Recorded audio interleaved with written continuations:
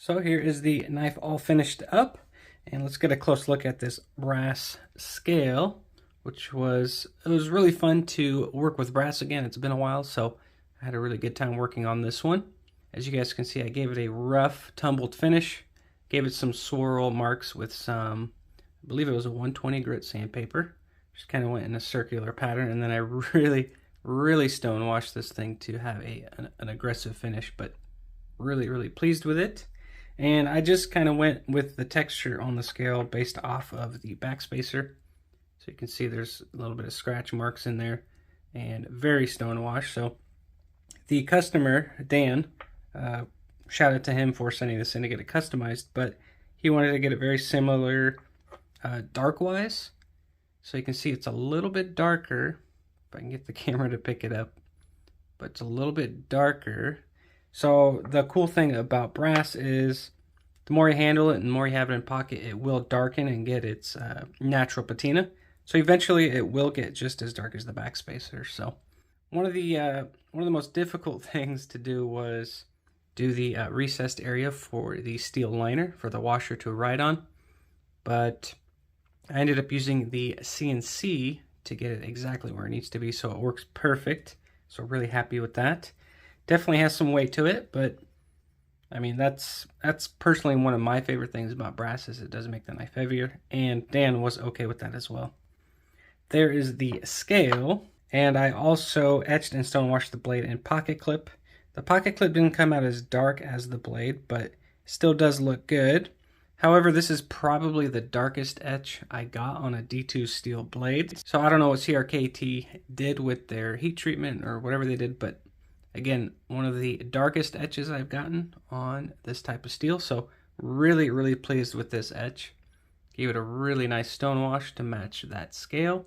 Gave it a fresh edge, so this thing is super sharp, ready to go to work. And yeah, very pleased with it. So let's put this thing together and see what it looks like.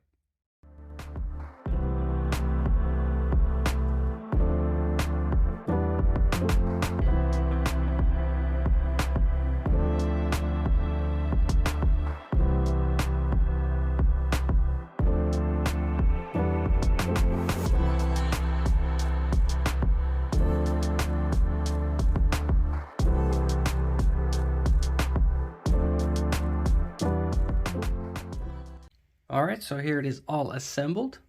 Very happy with it. I really do like that dark contrast with the etched and stone washed blade. And then the other side here with the etched and stone washed pocket clip. You get to see the CRKT logo, which is nice. And one thing I forgot to mention was that Dan wanted a cutout, just like the F11 from Vox. I'll leave a picture up here. You guys can kind of see what he was going for. But I was able to create that for him. So you do have easier access for that lock bar. Not that it was difficult before, but it just does make it a lot more pleasant. And one of the things that really stand out to me is that this knife makes a completely different sound when it's deployed. And it's just more metallic-y, hence the brass scale, but it just sounds more solid. Even when it closes, I highly doubt the camera will pick it up, but I'll give it a go. So I'm hoping the camera can pick that up.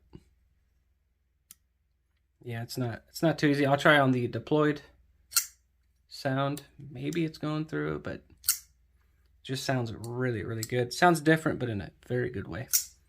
Action is just as good as before. Very smooth since it is riding on bearings, but very pleased with it. As always, let me know down below what you guys think of how this thing turned out. Thank you for watching. I really appreciate you guys' support. And as always, I will see you guys on the next one.